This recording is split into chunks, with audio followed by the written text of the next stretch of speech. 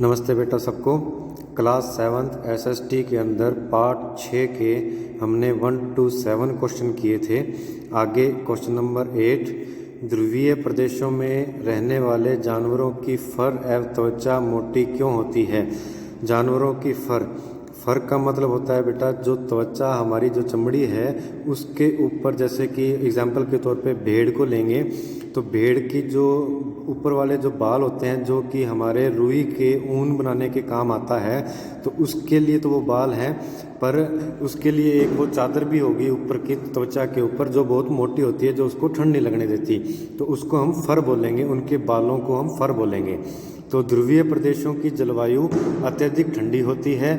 यहाँ पर seal, walrus, कस्तूरी बैल, ध्रुवीय उल्लू, ध्रुवीय भालू और बर्फीली लोमड़ी जैसे जानवर पाए जाते हैं। इन जानवरों के शरीर पर मोटा फर एवं मोटी चमड़ी होती है जो इन्हें ठंडी जलवायु में सुरक्षित रखती है।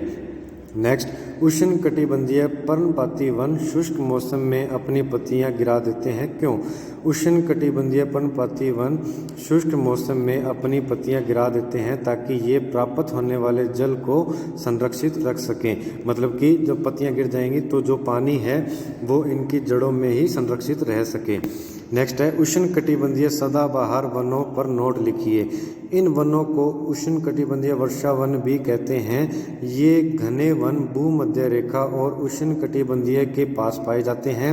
ये क्षेत्र गर्म होते हैं, मतलब कि वहाँ का जो एरिया है जहाँ पे इन वनों की बात हो रही है वहाँ पे बहुत ज़्यादा गर्मी होती है। एवं सारा साल यहाँ अत्यधिक वर्षा होती है क्योंकि यहाँ का मौसम कभी शुष्क नहीं होता, इसलिए यहाँ के पेड़ों की पत्तियाँ पूरी तरह से नहीं झड़ती क्योंकि इनको पर्याप्त मात्रा में पानी मिलता रहता है और इसलिए ये शुष्क मतलब ड्राई नहीं होते, तो इनकी पत्तियाँ भी पूरी तरह से नहीं झड़ती, लगी रहती हैं। इसलिए इन्हें सदाबहार वन कहते हैं। हमेशा ये सदाबहार वन की तरह रहते हैं।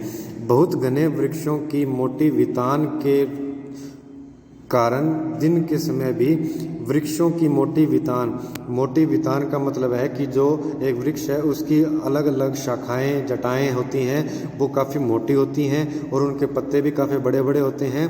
जिस वितान का मतलब जिसके कारण दिन के समय भी सूर्य का प्रकाश वन के अंदर तक नहीं पहुंच पाता। उनके जटाएं, शाखाएं या जो पत्ते होते हैं काफ़ी बड़े होने के कारण इतना घेराव हो जाता है कि सूर्य की जो रोशनी है वो अंदर तक, वन के अंदर तक नहीं पहुंच पाती।